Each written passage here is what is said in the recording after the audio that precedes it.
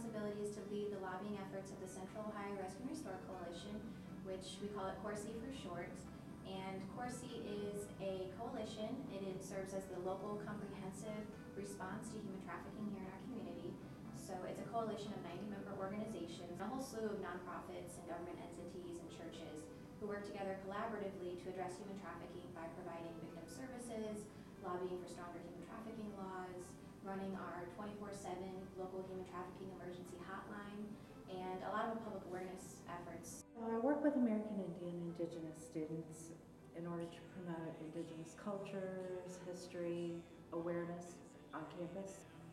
I also work with other populations to promote intercultural work within their constituencies and my constituencies so that we kind of build global citizenship. My focus really is on research and teaching, and so in line with that, I recently published my first book, which is called Living with Lynching, and so in that way I see myself as contributing to a larger scholarly conversation that I hope will eventually impact the way that people think about the United States at the last turn of the century. So 1890 through about 1930 is a period during which a lot of our ideas about citizenship developed, and I wanted to be a part of a conversation that had us think about what that really meant when you had lynching happening and the important role that lynching played in determining who was considered a citizen and what kinds of things could be said about certain people to ensure that people didn't see them as citizens. And then, of course, as a teacher, I see myself really operating in both the undergraduate and graduate classrooms, trying to make an impact on how undergraduates go into the world thinking about themselves and the world, and how graduate students operate as potentially future teachers and that sort of thing. As part of the university's outreach and engagement efforts, I've been charged with the responsibility of expanding extension-based programs to the neighborhoods east of High Street. Those programs include 4-H youth development, family and consumer sciences, community and economic development, and agriculture and natural resources. In addition to that, we have 2 computer labs, and I've been in this position going on 10 years now. And I find it quite rewarding because I believe in sharing the mission of Extension. Our mission is basically to improve the quality of life of all Central Ohio residents through research, service, and training. And because of my background and my passion for working with people, especially those who are economically disadvantaged, and so it was a great fit. I want to leave this planet knowing that it was made better by my existence, that I left this place better than I found it.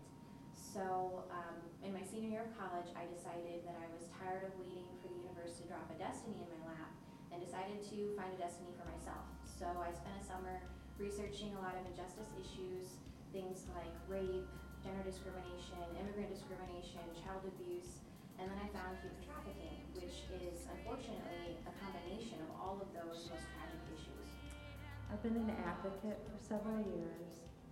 I was a survivor of abuse, and I kind of figured out that being in that role of survivor was not normal, but it took me a while to figure that out. There was a particular person who continued to reach out to me even when I would slap her hand away, and finally one day I grabbed her hand, not literally but figuratively, and she helped me out of a really dark space, and that's kind of what has allowed me to be open and understanding and wanting to work towards a better world.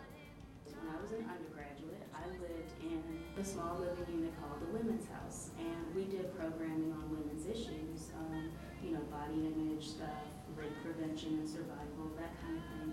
And, so I was really interested in those kinds of issues, and but the majority of the people who lived in that house were white.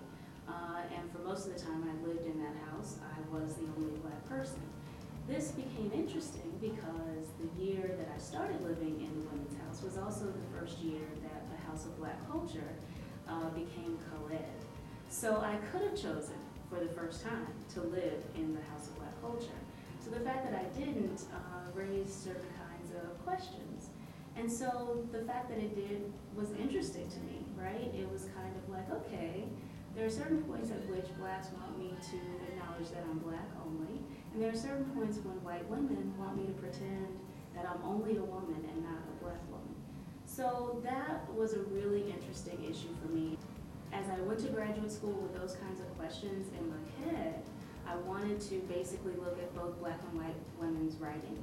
And my advisor, who knew what my goals were, actually came across in 1998 an anthology called Strange Fruit, which was American plays, plays about lynching by American women, both black and white.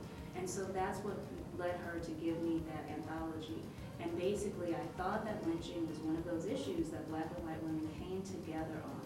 I was wrong, but I thought that that was one of the issues, and so I got fired up and pursued a project that explores plays about lynching. Well, oddly enough, my role model and idol has always been Wonder Woman, who I know is not a real person, but for me at least, she stands for some very real principles. She was created in the 1940s by a feminist psychologist who graduated from Harvard and decided that the best way to infuse children with feminist ideas is through children's literature. So he created Wonder Woman, and at least in all of her earlier comics, she spends the entire comic book encouraging women to throw off male oppression and to live up to their potential and be all that they could be. And this subtext, at least for me, really did infuse me with these feminist ideals and taught me lessons that still motivate me today.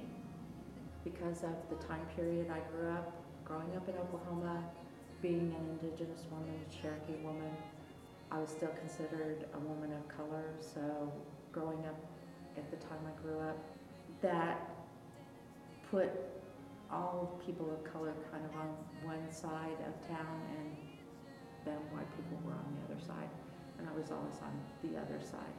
So there were lots of women of color who, whether or not I actually realized they were helping me just by watching them as I was growing up, and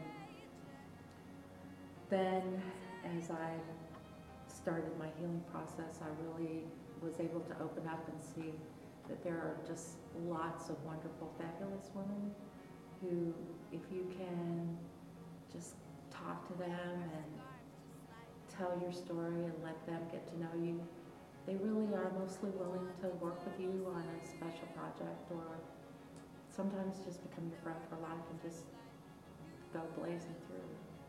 Quite honestly, I'm a woman of faith, and I think my faith in God, community, and family has really motivated me to do what I do and to be a fervent believer in trying to make a difference in the lives of others. In my research, I'm really committed to trying to tell the accurate story about the people who came before me.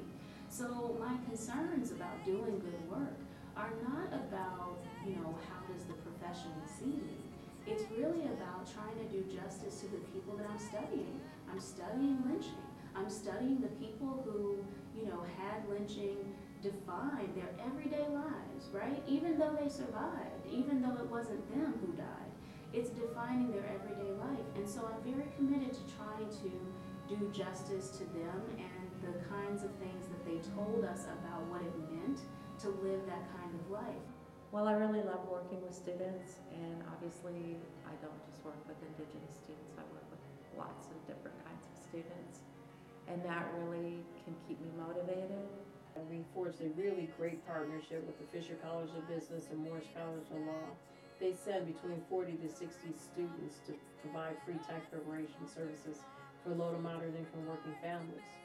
Well, before the families are able to go in and get their taxes done, what we do is we meet with the families one-on-one, because these families average about $5,000 in earned income tax, child tax credits.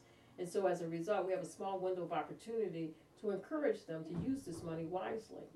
Well, one of the families we had the pleasure of meeting with last year took heed to our words and advice, attended all our money management classes, our home buyer education classes, and I'm proud to say he is now the recipient of one of the Habitat homes, and him and his family moved in before the holidays. And we take great pride in that. That was a special moment because somebody that just came in, got their taxes done, never even thought about owning a home, never thought he could own a home, now is proud to say he is a homeowner. I just wanted to take time to say how grateful I am to you. I am so thankful you led me in the right direction and gave me courage and inspiration to follow through. I know in my heart that God sent you to help me get back on the right path, and for this miracle I will forever be changed. So handwritten notes like that show up once in a while at the office, and that's what keeps you motivated to keep going. My greatest failure was to not realize that I was in a place of abuse, particularly as I became an adult. That being said, I think it's really important that I was at that space because it really helped me to realize that there are lots of people in that space. Maybe to the dismay of my friends, my family, and why because I could move on and work in other communities or other corporate America, but for some reason, I started something and I want to see it through and finish it. And so for some, I may be considered a failure, but in my heart, I don't feel that I'm a failure. I feel that I'm doing something I truly believe in and I'm passionate about, and so that's why I'm here today. My greatest failure was 2 years ago. I was sexually assaulted by one of my friends, and I chose to tell all our friends that it was consensual just to avoid drama and to protect him. And as you can imagine, I soon realized he wasn't a friend worth keeping and made sure he was no longer part of my life. But from that experience, I learned that it's very difficult to practice the feminism we preach, and that we expect a lot of women who are victimized, whether it be through domestic violence or rape or human trafficking, that when we tell them to be logical and to be brave, that we're asking a lot. Well, originally when I first accepted the position as the extension agent for the university district, people weren't very receptive to the university's role in the community. Because a lot of times you have researchers that come in the neighborhood, conduct their research, and then you don't see them anymore. But because of Extension's long history in grassroots organizing, we have been able to help residents, I think, appreciate the university's role and what the university can do to this community. The hardest part for me working at the MCC is to watch students get to their senior year and graduate and go away. It just breaks my heart. Not for them, I'm so happy for them, and they're so happy, they're like, I'm out. But it's hard for me because we've invested so much time together and we've done lots of projects together. And it's kind of, now they're all grown. I'm gonna let them go, but I don't want to. So that's really the hardest part for me. The most difficult things are just trying to be optimistic. We've helped over 150 survivors of human trafficking in Columbus just in the past couple of years, but I know we are barely scraping the surface.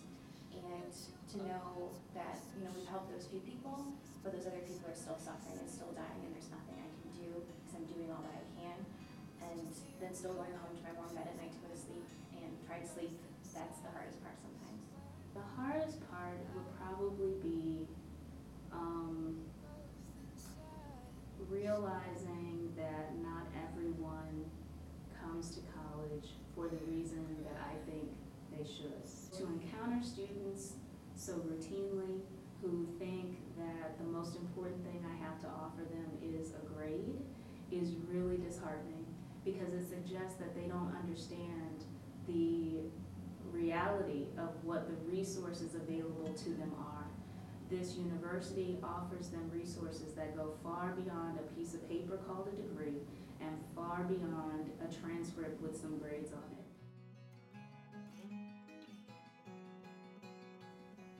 I am not only a professional, a woman, but I'm also a mother. I'm a wife. I'm a sister. I'm an aunt. And because of those characteristics, I can empathize with a lot of the mothers. I was blessed to come from a two-parent household. Unfortunately, there are women in this community that don't have that luxury. And so as a woman, I feel that I am fulfilling that role and helping others. So I not only have two sons, but I have a whole community of sons and daughters. So when I'm out in the community, I'm advocating not as a part of my job, but because I feel I have to make a difference. I have to on behalf of these children, because they could be my children. Being a woman is hard. That being said, for me on a personal level, I always have told my daughter and other young women that I work with that I am multiply disadvantaged because I'm a woman, I'm fat, I'm a woman of color, and I'm old, and I'm sassy. Being sassy is new for me, been the last 15 or so years. But the one thing that I have reflected on, kind of realized, is all of the women that I admired in my life were sassy. The women I love and currently work with and I'm friends with are all sassy. And we get a lot of things done. There is no question that being a woman dictates the experiences that I have. Just as there's no question that being a man dictates the experiences that men have. We're just not used to pinpointing what their experiences are as distinctly privileged. We're not used to kind of saying, well, he's being treated that way because he's a man. He's being assumed qualified because he's a man. He's being granted respect and authority because he's a man. We're not encouraged to mark that privilege. We are more rehearsed in saying, well, she was treated a little differently because she's a woman. And what I found is that you can be pretty mediocre if you're white and a man. But we're not allowed to say that truth. The most important thing to remember in this kind of work is that you are as deserving and as special as the women you're trying to help. Because it's very difficult to eat a large meal knowing that they're going hungry, and it's difficult to go home to your warm beds and know that they're sleeping on the sidewalk. But you going without food doesn't feed them, and you going without sleep isn't going to energize you so you can help them. I would tell other women that you have to remember to take care of yourself and don't get wrapped up in your own martyrdom to the point to where you burn out. Just being really deliberate and purposeful. The other thing that's crucial is bringing into yourself the resources that you need to do that. So for example, if you need intellectual community, then you have to take the responsibility to bring that community to yourself. You can't sit back and wait for someone to say, hey, don't you want to be over here with us thinking and working and making the world a better place? You have to go out and seek those opportunities. So I would say be purposeful and take initiative. Those are the main things. Well, being a woman is hard. And being a woman who wants to work in diversity is hard too, because diversity work is really messy. This is particularly right now in the next few years is the age of, oh, we're colorblind. There really aren't people of color. There's no more racism. There's no more sexism. There's no more isms. And that is just simply not true. If you accept a job, don't just put in 100%, put in 120%. Go over and above the call of duty, because quite honestly, women play a key role in the community. May it be corporate community, civic community, or just in the church community. Women play a critical role, and they should not take that role lightly. And so as a result, I would implore them to really go over 100%. and be the best that they can be and try to make a difference in the world.